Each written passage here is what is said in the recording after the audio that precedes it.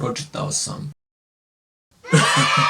Ajmo, idemo u nove radne pobjede.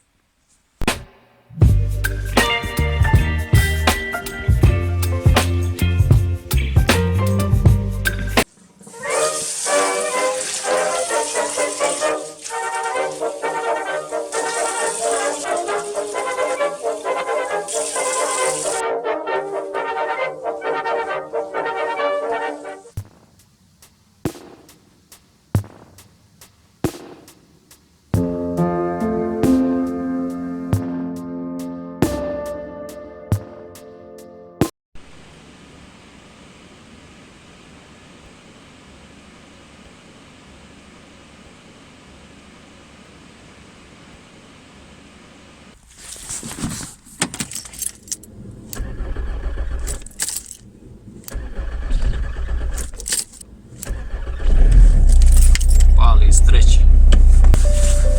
Asti gospe. Idemo do Špara. Nogle skrini. Dobar dan.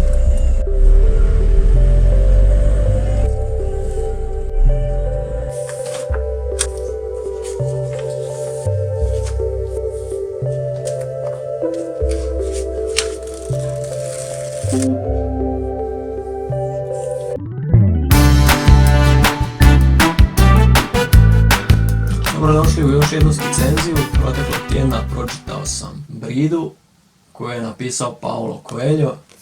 A tko je Paulo Coelho? Paulo Coelho, Brazilac rođen 1947. godine, danas je jedan od najčitanijih pisaca na svijetu.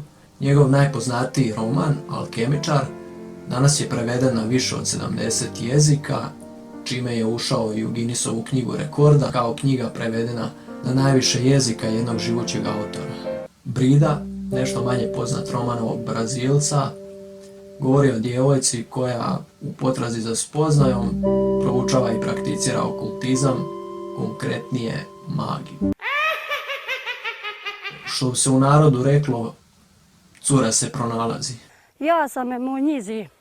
U tom procesu Brida najprije upoznaje čarobnjaka Folka, a zatim i čarobnicu, odnosno vješticu Viku. Oboje su bili učitelji magije, a magiju predstavljaju kao most između vidljivog i nevidljivog.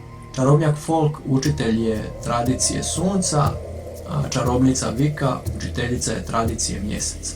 Tradicija sunca budi u ljudima pradavnu mudrost koju su nekoć posjedovali, dok u tradiciji mjeseca vještice koriste memoriju vremena da bi otkrile Božju objavu.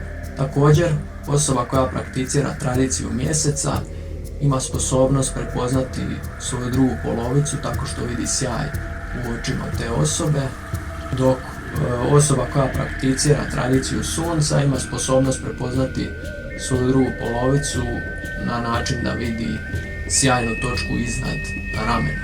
Dakle, roman prati Bridino iskustvo spoznaje vlastitog dara, kroz koje u početku vodi čarobnjak Folk, a zatim preuzima čarobnica Vika, obzirom da Brida odlučuje da spoznaje doći prakticirajući tradiciju mjeseca sve do čina inicijacije. Fokus je u knjizi dosta posvećen traganju za drugom polovicom. Spoiler alert, čarobnjak Folk je, doznajemo, njena druga polovica, ali ne jedina. Brida ima i dečka Florenca, koji je također njena druga polovica. Neću previše spojlat, uglavnom knjiga mi je fora. Paulo Coelho je uspio nekako humanizirat magiju i vještice. Rekao bih da ne govori o magiji s pretjeranim divljenjem, ali niti s gorčinom ili osudom, već je prikazuje na relativno objektivan način. U svakom slučaju u romanu ima i tarot karata i transeva. Šta ćemo od prirode? I rituala i lomača, odnosno krijesova. Preporučam Bridu na čitanje i nema ocjenjivanja, ali 10 od 10. Sad je vrijeme za još jedan crtež koji do sad imam 10.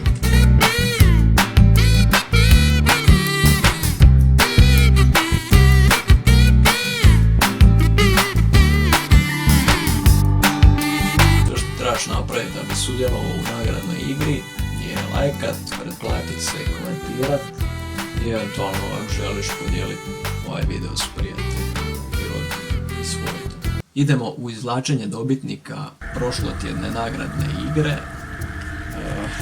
Natječete se za ovaj tu crtež i sretno ekipa. Nećemo, krećemo, nije da nećemo.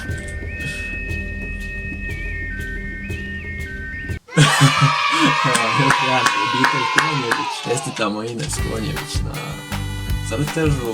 Vidimo se sljedeći ponedjeljak i ko želi nek podijeli ovaj video s prijateljima. Bokic Mokić. Mali update. Prijavio sam temu za